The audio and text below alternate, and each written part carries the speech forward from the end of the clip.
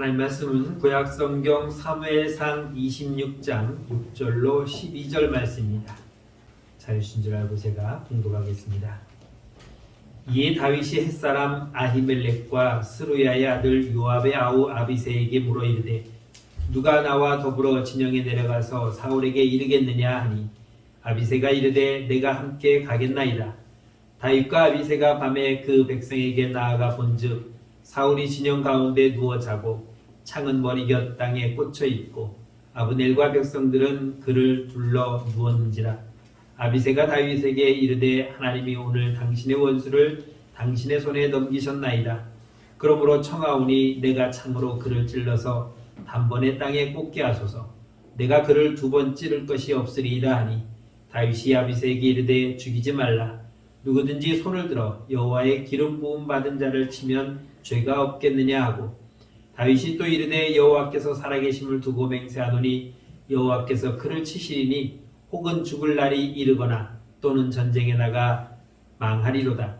내가 손을 들어 여호와의 기름 부음 받은 자를 치는 것을 여호와께서 금하시나니 너는 그의 머리 곁에 있는 창과 물병만 가지고 가자 하고 다윗이 사울의 머리 곁에서 창과 물병을 가지고 떠나가되 아무도 보거나 눈치채지 못하고 깨어있는 사람도 없었으니 이는 여호와께서 그들을 깊이 잠들게 하셨으므로 그들이 다 잠들어 있었기 때문이더라. 아멘. 다시 찾아온 기회. 흔히들 세상 사람들은 우리가 살아가면서 세 번의 기회가 온다고 말합니다.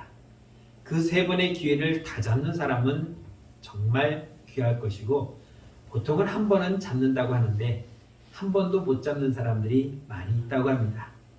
그 세 번에 찾아오는 기회 중에 한 번만이라도 잡으면 쉽게 얘기해서 가난을 벗어날 수도 있고 또 내가 소망하는 것을 이룰 수도 있는 절호의 기회가 온다고 말합니다. 그런데 오늘 본문의 말씀을 보면 다윗에게는 똑같은 기회가 두 번이나 찾아왔습니다. 그래서 오늘 제목은 다시 찾아온 기회 이렇게 잡았습니다.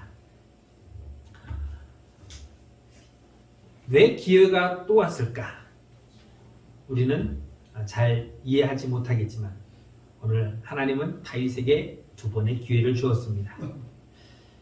어느 목사님이 이런 말을 했습니다. 우리에게 새해가 오는 것은 우리가 새해를 맞이하면서 지금까지 지은 죄에 대해서 아직 회개를 하지 못했기 때문에 회개하라고 새해를 주셨다 라고 이야기를 했습니다. 이제 올해도 벌써 2달 반 정도밖에 남지 않았습니다. 우리는 지난 9개월 반을 살아오면서 각자가 하나님 앞에 여러 가지 죄를 지었을 것입니다. 그런데 그 죄를 우리가 이해가 가기 전에 하나님 앞에 회개할 수 있는 기회를 주셨을 것이고 만일 우리가 올해 안에 내가 지은 죄를 회개하지 못하면 하나님은 내년을 우리에게 주셔서 회개할 수 있는 기회를 주실 것이다 라고 이야기하는 것입니다. 코로나 시대에 살아오면서 우리는 많은 어려움과 고난과 힘든 일도 있었습니다. 참 많은 여러 가지 일들 속에서 누군가에는 기회가 될 수 있었을 것이고 누구에게는 절망의 시간이 될 수도 있었을 것입니다. 그러나 주님은 우리에게 동일하게 기회를 제공해 주고 있습니다. 오늘 성경에 나와 있는 두 사람을 보면은 똑같은 기회를 부여받았습니다. 다윗과 사울입니다. 그들에게는 똑같은 기회가 두 번 찾아왔지만 한 사람은 그 기회를 지혜롭게 이겨냈고 또 한 사람은 그 기회를 지혜롭지 못하게 날려버렸습니다. 주님은 우리에게 이렇게 기회를 주시는데 그 기회를 우리가 어떻게 활용하느냐에 따라서 결과는 달라진다는 겁니다. 어느 나라의 이야기입니다. 홍수가 나서 물이 이제 막 차올랍니다. 우리나라도 얼마 전에 홍수로 많이 힘들어했는데 집 창문까지 물이 차오르니까 이 사람이 지붕에 올라갔습니다. 그리고는 기다리고 있는데 고무보트가 한대 쭉 달려와서 여보시오 빨리 여기 타세요. 이러고 있다가는 당신 죽을 수도 있으니까 저 안전한 곳으로 내가 데려다 주겠습니다. 그냥 이 사람이 이야기합니다. 아니요, 그냥 가세요. 왜요? 주님께서 나를 구원해 주신다고 약속했습니다. 그러니 다른 사람을 구원하십시오. 그래서 고무보트가 지나갔습니다. 비는 계속 오고 물은 불어나서 지붕 위까지 이제 올라와서 무릎까지 찰랑찰랑 차서 정말 위험한 상태였는데 이번에는 모터보트가 왔습니다. 모터보트가 멍 하더니 여보시오, 빨리 타세요. 제가 안전한 곳까지 데려다 주겠습니다. 아니요, 그냥 가십시오. 왜요? 주님께서 나를 구원해 주신다고 했으니 저는 주님의 구원을 기다릴 테니 다른 사람을 구원하십시오. 그리고는 안 탔습니다. 그리고 모터보트는 가버렸어요. 물은 점점 불어서 이제 목까지 찰랑찰랑 찼습니다. 이때 헬리콥터가 두두두두두두두두두 날라와서 밧줄을 툭 내려주시네. 이 밧줄을 타고 올라오세요. 아니요, 괜찮습니다. 주께서 나를 구원하신다고 했으니 당신은 그냥 가십시오. 그래서 헬리콥터도 갔어요. 얼마 있다 이 사람을 살아서 본 사람은 아무도 없었습니다. 이 사람은 죽어서 천국에 갔어요. 그리고 천국 문을 들어가는데 주님이 저 앞에 계시는 거예요. 막 달려가서 주님! 왜? 아니 주께서 나를 구원하신다고 해서 내가 기다렸는데 왜 홍수 때 나를 구원하러 오지 않으셔갖고 내가 왜 벌써 천국에 오게 만들었습니까? 왜 그랬습니까 주님? 따졌더니 주님께서 뭐라고 하셨습니까? 야, 내가 너 구원하려고 3번이나 보냈잖아. 고무보트 보냈고 모터보트 보냈고 헬기까지 보냈는데 네가 안 타놓고 이제 와서 뭔 소리야? 무슨 얘기지만 심각한 얘기예요. 무슨 말이냐면 하나님은 우리에게 이런 기회를 주셨는데 하나님 이런 기회 말고요 내가 원하는 기회를 주셔야죠 하고 걷어찬다는 겁니다. 쉬운 이야기로 이스라엘 백성들이 기다리는 메시아하고 하나님이 보내시는 메시아는 동일한 메시아였음에도 불구하고 받아들이는 쪽에서 다르게 봤다는 거죠. 우리가 말하는 메시아는 키도 골리앗같이 크고 힘도 세고 그래서 오자마자 저 로마를 물리치고 이 이스라엘을 다윗과 솔로몬과 같은 그러한 나라로 회복시키는 그런 멋진 메시아를 기다리고 있었는데 이들이 바라본 메시아는 나사렛에서 태어났다고 하는 촌뜨기 삐쩍 말라갖고 말랐는지 안 말랐는지 모르겠지만 아무튼 그림에 보면은 예수님이 그렇게 부잣집 도련님으로 보이지 않아요. 피접이 상굴에서 정말 귀족도 아니고 목수의 아들로 태어나서 내가 메시아다라고 하니까 받아들이기가 너무 창피한 거예요. 그래서 하나님 이런 메시아 말고요 내가 원하는 메시아를 보내달라니까요 라고 요구하고 있는 것입니다. 다윗과 사울에게는 똑같은 기회가 왔습니다. 지난주에 말씀드렸던 것처럼 사울이 군사를 이끌고 다윗을 잡으러 왔다가 뒤가 급해서 동굴로 들어가 뒤를 보는 동안 절호의 기회가 왔습니다. 다윗이요, 이때가 사울을 죽일 수 있는 유일한 기회입니다. 이때 죽이면 당신은 왕이 될 수 있고 이때 죽이면 우리는 더 이상 도망다닐 필요도 없으니 죽입시다. 그런데 다윗이 뭐라고 말합니까? 아니다. 하나님이 세운 종을 내가 임의로 죽일 수 없다. 그래서 살려주었습니다. 옷자락만 살짝 빼서 사울이여 나는 당신을 죽일 수 있었는데 당신을 살려줬습니다. 이 옷자락을 보십시오. 내가 옷자락을 자르는 동안 당신은 눈치채지도 못했잖아. 그러니 나는 당신을 죽이지 않는 겁니다.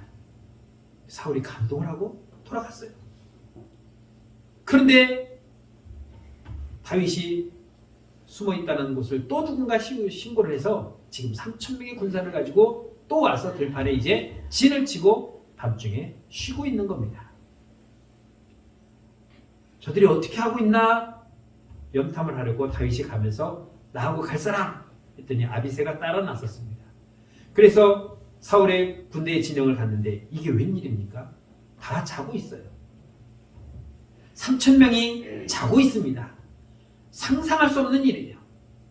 안으로 들어가면 들어갈수록 다 누워서 자고 있는데 사울이 왕이 있는 그곳까지 갔는데 거기에 군사도 지키는 군사도 자고 있고 사울왕도 자고 있습니다. 또 한 번의 기회가 찾아온 거죠. 아비새가 다윗에게 이렇게 말합니다. 8절입니다. 아비새가 다윗에게 이르되 하나님이 오늘 당신의 원수를 당신의 손에 넘기셨나이다. 그러므로 청하오니 내가 창으로 그를 찔러서 단번에 땅에 꽂게 하소서. 내가 그를 두 번 찌를 것이 없으리이다. 이 좋은 기회가 또 왔습니다. 3,000명의 군사가 지금 다 자고 있고 왕도 자고 있고 왕을 지키는 군사도 자고 있는데 하나님이 주신 기회입니다. 이 기회를 놓치면 두 번 다시 이제는 안 올 겁니다. 그러니 명령만 하시면 내가 창으로 그를 찔러서 땅에 꽂겠다는 거죠. 누워서 자고 있는 그 사울을 창으로 위에서 팍 심장을 찌르면은 두 번 찌를 것 없이 그냥 찍 하고 죽는 거니까 말만 하십시오. 여러분, 한 번도 아니고 두 번씩이나 찾아온 이 기회는 분명 하나님이 주신 기회다라고 생각할 수 있을 것입니다. 어딘가서 얘기하면 내가 그때 그랬는데 안 죽였어. 또 그래가지고 또 갔는데 또 그랬어. 그러면 그 얘기 듣는 사람이 뭐라고 할까요? 병신, 등신 같으니. 야, 그 좋은 기회를 날려버리냐? 하늘이 준 기회지. 한 번도 아니고 야, 두 번씩이나. 네 생전에 그런 기회가 또 올 줄 알아? 아유, 등신. 왜 사니? 왜 살아? 분명히 사람들은 그렇게 이해할 겁니다. 그렇게 얘기할 정도로 저의 기회가 찾아온 거죠. 그래서 아비새가 얘기한 겁니다. 내가 두 번 찌르지도 않을 겁니다. 그냥 한 번에 깨끗하게 보내줄 테니까 말만 하십시오. 이게 하나님이 주신 기회였다는 것입니다. 우연히 일어난 일도 아니에요. 여러분, 3,000명의 군대가 움직이는데 우연히 그들이 한꺼번에 다 잠잘 수 있겠습니까? 적어도 몇 명은 눈을 떠서 보초를 서야 되는데 한 사람도 빠짐없이 다 자고 있다는 거예요. 그렇게 만들려고 해도 만들 수가 없는 거예요. 왕이 얘들아 피곤하니 다 자라. 다윗이 나를 죽이러 오겠느냐? 그럴 일 전혀 없으니까 다 자자고. 그리고 자자고 해도 안 자는 사람은 분명히 한두 줍니다. 예전에 수련회 가면은 그렇게 잘하게도 안 자요 이놈이. 자, 불 끄고 자기 하면 자는 척을 다 하고 있다가 조금 있으면 부스럭부스럭 일어나고 지들끼리 또 나가고 숙덕대고. 어쩜 그리 3박 4일 동안 눈 한 번 안 붙여요? 다 잘하게도 자는 애가 있는가 하면 그 기간 동안 눈을 부릅뜨고 밤마다 돌아다니면서 얼굴에 검정칠하는 놈이 있고 치약 바르는 놈이 있고 얘하고 쟤하고 붙여갖고 옷소매에 바느질 하는 놈도 있고 별놈이 다 있어요. 그게 사람이에요. 그런데 3,000명의 군대가 어쩌면 이렇게 약속이 나듯이 다 자는가. 사무엘상 27장 1절에 보면은 이렇게 말씀합니다. 다윗이 그 마음에 생각하기를 내가 후에는 사울의 손에 붙잡히리니 블레셋 사람들의 땅으로 피하여 들어가는 것이 좋으리다. 다윗이 후회하고 있는 거예요. 그때 죽였다면은 내가 또 이렇게 쫓기지 않아도 되는데 안 되겠다. 또 다시 블레셋으로 들어가는 게 낫겠다라고 하는 잘못된 생각을 할 만큼 그 기회는 좋은 기회였다는 것입니다. 사울의 손에 붙잡히리니 라고 하는 말은 사울의 손에 내가 죽게 되었다는 것입니다. 그러니 이번에 죽였으면 이런 일이 없을 텐데 그 두 번의 기회를 다 놓쳤더니 또 도망 다녀야 했고 더 이상 갈 곳이 없으니 예전에 갔던 것처럼 블레셋으로 또 들어가야 되겠다라고 하는 생각을 할 만큼 그 기회는 다시 찾아오지 않을 좋은 기회였다는 것입니다. 여러분, 지내놓고 보니까 기회였다는 거죠.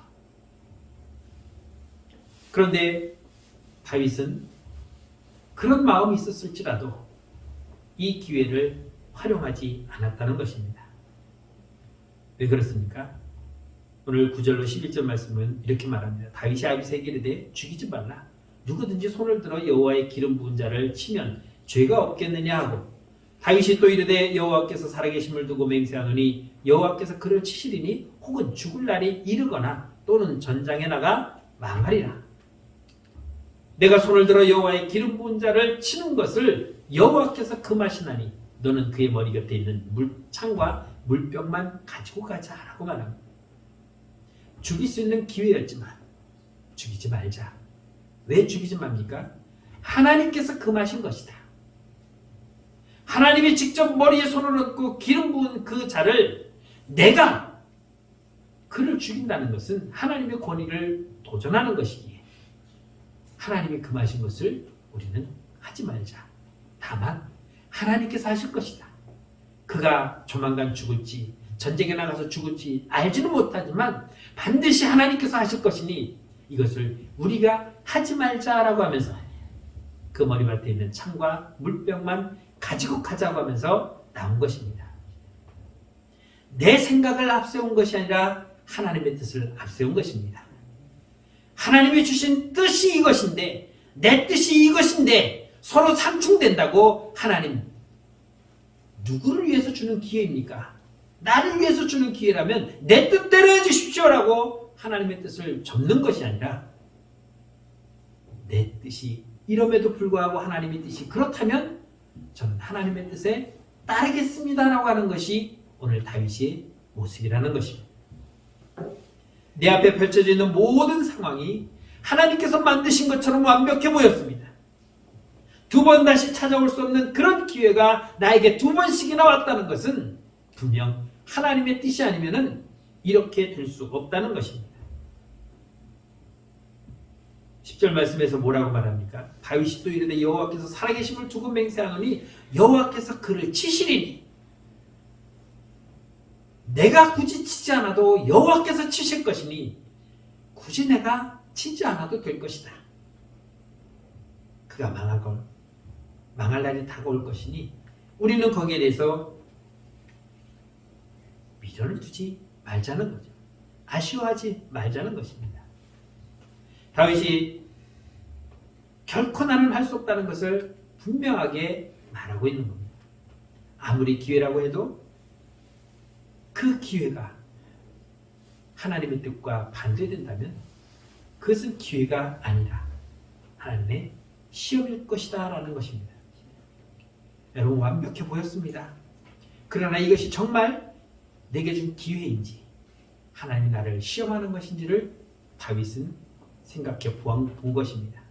그래서 지난번에도 지금도 사울을 죽일 기회가 있었음에도 죽이지 않는 것은 그가 이 정말 기회 같은 것을 하나님의 시험으로 이기고 이김으로 말미암아 오히려 그에게 더 큰 축복이 있었다는 것입니다.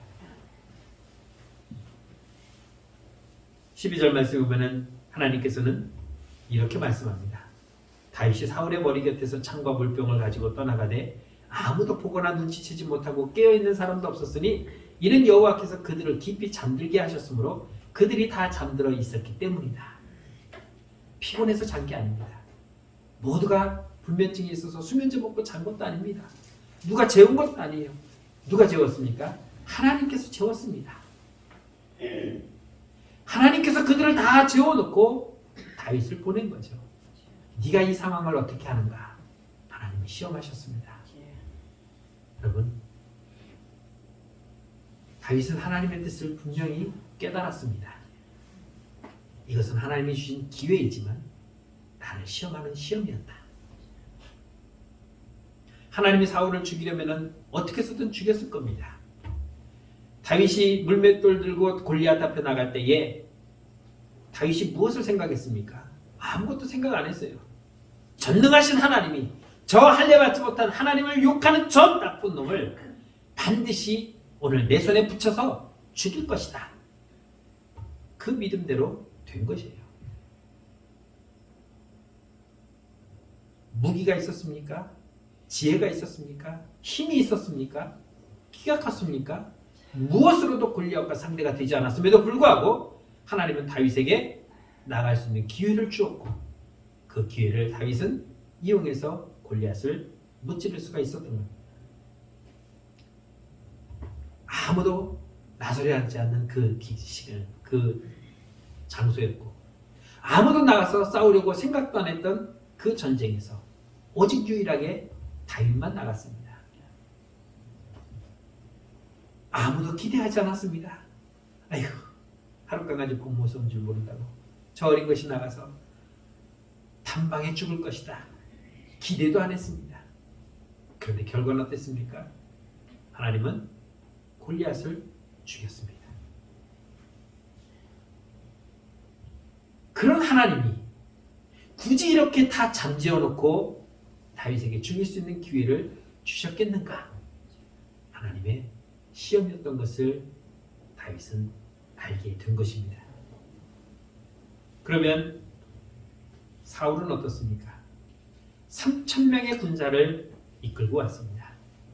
다윗을 따르는 무리는 600명에 불과했습니다. 그런데 그 3,000명의 군사를 데리고 와서 잡겠다고 했던 그 사울은 한순간에 죽을 수 있는 처지로 전락하고 말았던 것입니다. 22절로 25절 말씀은 이렇게 봅니다. 다윗이 대답하여 이르되 왕은 창을 보소서 한 소년을 보내어 가게 하소서 여호와께서 사람에게 그의 공의의 신실을 따라 갚으시리니 이는 여호와께서 오늘 왕을 내 손에 넘기셨으되 나는 손을 들어 여호와의 기름 부음을 받은 자 치기를 원하지 아니하였음이니이다. 오늘 왕의 생명을 내가 중히 여긴 것 같이 내 생명을 여호와께서 중히 여기셔서 모든 환난에서 나를 구하여 내시기를 바라나이다. 사울이 다윗에게 이르되 내 아들 다윗아 내게 복이 있을지로다 내가 큰 일을 행하겠고 반드시 승리를 얻으리라 하니라. 다윗은 자기 길로 가고 사울은 자기 곳으로 돌아갔다라고 말하고 있습니다. 잠자고 일어났더니 다윗이 부릅니다. 사울이야, 당신의 창과 물병이 여기 있습니다. 보니까 진짜 없어졌어요. 그 말은 무엇입니까? 내 머리맡에 놓아놓은 창과 물병이 없어졌다는 것은 다윗이 나를 죽일 수 있었다는 거죠. 그런데 나는 안 죽였습니다. 내가 당신을 죽일 마음이 없었다는 것을 지금 두 번째 보여주고 있습니다. 잠을 자고 있던 사울에게는 끔찍한 일이었겠죠. 그래서 사울이 그 모습을 보면서 그 이야기를 들으면서 뭐라고 말합니까? 내가 잘못했다. 21절에 보면은 이렇게 말합니다. 내가 어리석은 일을 하였으니 대단히 잘못되었다. 다윗아 미안하다. 내가 어리석었다. 내 행동이 잘못됐다. 용서해달라. 자기의 생각이 잘못되었다는 것을 깨닫고 있습니다. 25절에서는 이렇게 말합니다. 내 아들 다윗아 내게 복이 있을지로다. 내가 큰 일을 행하겠고 반드시 승리하리라고 하면서 다윗을 축복까지 했습니다. 적어도 이 말을 하고 있는 다윗의 심정은 지금은 진심이었습니다. 왜요? 쫓아가지 않았잖아요. 저놈이 저기 있다. 뭐하냐 안 쫓고. 그게 아니었고 미안하다 다윗아. 너에게 복이 있을 것이고 너는 큰 일을 행할 자는 그런 자이다. 그러면서 내 아들아 미안하다 용서해달라고 외치던 사울이었습니다. 그런데 여기까지였습니다.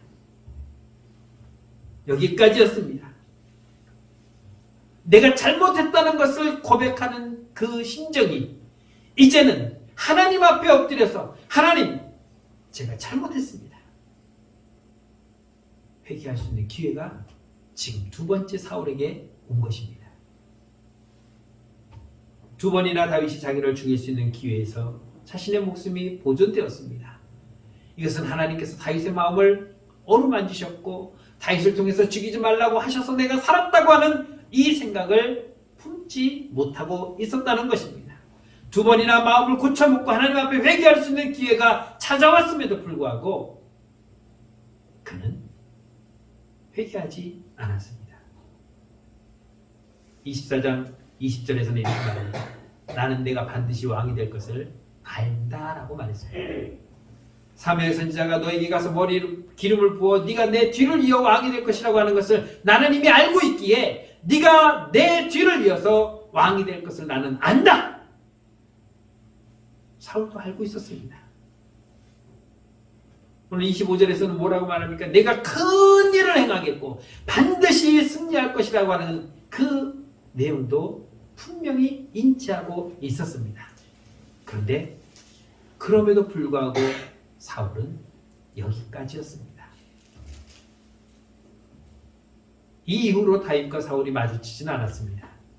그리고 얼마 안 있어서 사울은 전쟁에 나가서 크게 패하고 스스로 칼에 엎드려 자결하고 말았습니다. 다윗이 죽이지 않았어도 다윗이 말한 것처럼 하나님께서 그를 망하게 할 것이고 그가 전쟁에 나가 죽을 것인데 내가 굳이 안 죽여도 된다. 시간 차이는 있었지만 사울은 분명히 죽었습니다.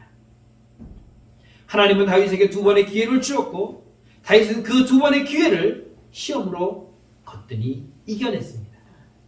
그런데 사울은 2번의 회개할 수 있는 기회를 가졌음에도 불구하고 그 2번의 기회를 다 활용하지 못하고 회개하지 못함으로 불행하게 죽음을 선택할 수밖에 없었다는 것입니다. 다윗은 그 기회를 하나님 앞에 순종으로 마무리 지었습니다. 사울은 그 기회를 회개하지 못하고 끝내 목숨을 끊고 말았습니다. 예수님을 은 30냥에 팔았던 가룟 유다는 그가 잘못되었다는 것을 깨달았습니다. 그리고 그 돈을 가지고 다시 돌려줬습니다. 내가 잘못했다. 그리고 돌아 나왔습니다. 여기까지였다는 거죠. 우리는 어떠한 행동을 하고서 이것이 잘했는지 못했는지 결과를 누구보다도 잘 알고 있습니다. 누가 잘 압니까? 내가 잘 알아요. 내가 하는 행동에 대해서 사람들이 잘못됐다고 해도 그 사람이 잘못 봐서 잘못된 것처럼 보일 수 있으나 내가 하는 것에 대해서는 내가 더 잘 알고 있다는 거죠. 많은 사람들이 잘된 것을 잘못됐다고 이야기도 합니다. 잘못된 것을 잘됐다고 이야기하기도 합니다. 그러나 그들이 보는 것과 내가 한 행동에 대해서 누구보다도 내가 더 잘 알고 있죠. 너희들이 잘못됐다고 해도 나는 이게 잘된 거야. 내가 잘됐다고 해도 저들이 잘못됐다고 하는 이런 상황에서 우리는 내가 한 행동에 대해서 분명하게 결과를 만들어내야 됩니다. 하나님, 제가 잘못했습니다. 하나님 앞에 제가 범죄했습니다. 하나님 용서해 주십시오. 라고 하는 해결까지 가야 되는데 가룟 유다도 그렇고 사울도 그렇고 회개의 자리까지는 가지 못했다는 거죠. 아, 이게 잘못되었구나. 내가 너희들에게 속아서 내 선생님을 팔았는데 야, 너희들 돈 도로 가져. 나 안 팔 거야. 내가 잘못한 것을 깨달았다는 거죠. 다윗아, 다윗아, 내 아들아, 내 아들아, 내가 잘못했다. 잘못한 것을 깨달았습니다. 그렇다면 이 잘못을 우리는 다윗이 용서해 주는 게 아니잖아요. 하나님 앞에 용서를 구해야 되죠. 앞에서 말씀드렸던 것처럼 하나님이 새해를 우리에게 주시는 이유는 내가 회개하지 못한 것을 회개할 수 있는 또 한 번의 기회를 주는 것이다. 물론 그 목사님의 개인적인 생각일지 모르겠지만 오늘 내가 회개하지 못한 것을 하나님은 오늘 나에게 책임을 물어서 내 목숨을 걷어가지 않는 것은 그 죄값을 나에게 묻지 않은 이유는 내게 회개할 수 있는 기회를 한 번 더 주시기 위한 것이라는 겁니다. 그래서 오늘 우리는 어제 회개하지 못한 것을 회개할 수 있는 기회를 오늘 또다시 우리가 제공받았다는 것을 우리는 분명히 기억해야 할 것입니다. 하나님 성도 여러분, 우리는 날마다 죄에서 자유로울 수 없습니다. 주의 은혜를 깨달으며 주의 은혜를 누리며 주님 앞에 찬양하며 예배하며 경배하는 것처럼 살지만 그와 동시에 하나님 앞에 범죄하며 살아가기도 합니다. 우리가 지금까지 믿음 생활하면서 정말 하나님 앞에 날마다 은혜만 받고 날마다 하나님만 찬양하며 날마다 하나님의 말씀대로 순종하며 살았다면 문제가 없겠죠. 그러나 우리는 하나님 앞에 예배드리고 정문을 나가면서 우리는 또 죄를 지을 것입니다. 적어도 이 자리에 앉아있는 순간만큼은 주님을 바라보며 주님의 말씀대로 살겠노라고 다짐도 하고 결단도 해보지만 저 문이 무슨 문인지 모르겠지만 이 안에서 가지고 있었던 그 모든 담대함, 그 모든 결단의 마음을 저 문은 왜 그렇게 우리를 다 녹여주는지 모르겠어요. 집에만 가면, 다시 일터로 돌아가면, 세상으로 나가면 내가 언제 주의 말씀대로 살았냐, 내가 언제 그렇게 또 주님을 열심히 섬겼다고, 남들 다 이렇게 사는데 나만 잘났다고 삐져나오면 뭐 튕겨나온 못이 망치를 맞는다고, 내가 왜 그렇게 살아? 남들처럼 다양한 거 올려서 좋은 게 좋다고. 여러분, 좋은 게 좋다고 사는 것이 아니라 하나님 말씀대로 사는 게 좋은 겁니다. 하나님 뜻대로 사는 게 좋은 거예요. 근데 우리는 그게 잘 안 되잖아요. 좋은 게 좋다고. 아유, 뭐 이렇게 유별나게 돼. 아유, 다른 게 권사님 보니까 권사님도 다 그렇게 하더라. 아니, 전에 보니까 뭐 대통령도 술 마시더라. 그것도 장로 대통령. 진짜예요? 그 외국 정상들 오면은 환영 만찬에서 건배하잖아요. 그러면 그 기사에 뭐가 나옵니까? 이번에 정상들 만찬에 사용된 술이 무엇인가? 기자들이 그거 찾아서 올려놓습니다. 마셨어요? 그러면 뭐라고 말합니까? 저 장로라고 하는 게. 여러분, 그 지난번에 그 노예에서 장로 피택을 해서 이제 장로 고시를 봅니다. 면접이 있어요. 뭐 예나 지금이나 다 똑같이 물어봐요. 술, 담배 하십니까? 대부분 해도 안 합니다라고 거짓말을 해요. 근데 한 분은 사업상 했습니다. 솔직히 대답을 했어요. 지금도 합니까? 지금은 안 해요라고 하기를 바랬는데 사업하다 보니까 하고 있습니다. 그럼 이제 다른 목사님들이 그러다 할지라도 이제 장로가 될 거니까 앞으로 이제 하지 마십시오 하고 통과를 시켜줬는데 저희가 보류시켰습니다. 그래서 떨어뜨렸어요. 어떻게 보면은 내가 먹는 거 목사님들이 보는 것도 아니잖아요. 안 먹습니다라고 한다고 해서 우리가 쫓아다니면서 아니면은 혈액을 채취해서 음주 성분을 뭐 검사를 할 겁니까? 뭐 할 겁니까?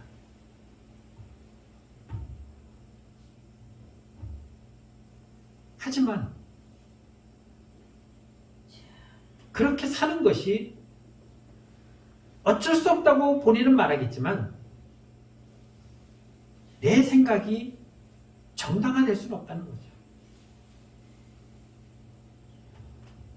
세상에 살아가면서 어떻게 그들과 어울리지 않을 수 있습니까? 물론 어울릴 수는 있죠. 어울릴 수밖에 없죠. 하지만 그 속에서도 우리는 내가 하나님의 자녀라는 사실을 잊어서는 안 된다는 것입니다. 사업하면서 술 안 먹는 사람도 있어요. 없는 사람도 있으니까 쟤도 먹으니까 너도 먹어가 아니라 1000명 중에 2사람이 안 먹으면 그 2사람처럼 나도 안 먹을 수 있어야 된다는 거죠. 그게 옳은 거예요. 좋은 게 좋은 게 아니라 하나님의 말씀이 좋은 겁니다. 하나님의 뜻이 옳은 것입니다. 이 기회가 내가 잡을 수 없는 그런 기회인지 아니면 하나님이 나를 시험하는 것조차도 구분할 줄 모른다면 우리는 그 기회가 오히려 독이 될 수도 있는 것이죠. 사랑하는 성도 여러분, 누구나 하나님 동일하게 기회를 주십니다. 그 기회를 우리가 어떻게 활용하느냐에 따라서 축복이 될 수 있고 독이 될 수도 있는 것입니다. 사울은 그 기회를 활용하지 못했습니다. 그러나 다윗은 또 찾아온 그 기회를 잘 하나님 말씀대로 순종함으로 오히려 더 큰 은혜를 얻게 되었다는 것을 기억하면서 내게 찾아온 이 기회 내가 잘 활용하여서 하나님께는 영광이고 또 나에게는 은혜가 되는 귀한 기회로 삼기를 주의 이름으로 축복합니다. 기도하겠습니다. 참 좋으신 하나님 은혜를 감사합니다. 우리가 살아가면서 하나님이 주신 여러 가지 기회들이 있었지만 그 기회를 우리가 어떻게 활용했는지 기억은 나지 않습니다. 하지만 앞으로 또 하나님이 우리에게 주시는 기회라면 이 기회가 하나님께 영광이 될 수 있도록 하나님 말씀에 순종할 수 있도록 복된 기회가 되게 하여 주시고 또 우리가 회개하지 못한 것이 있다면 이번 기회에 하나님 앞에 온전히 회개하여서 하나님 말씀대로 거듭난 삶을 살아가는 우리 모두가 되게 하여 주옵소서. 예수님의 이름으로 감사하며 기도드렸습니다. 아멘.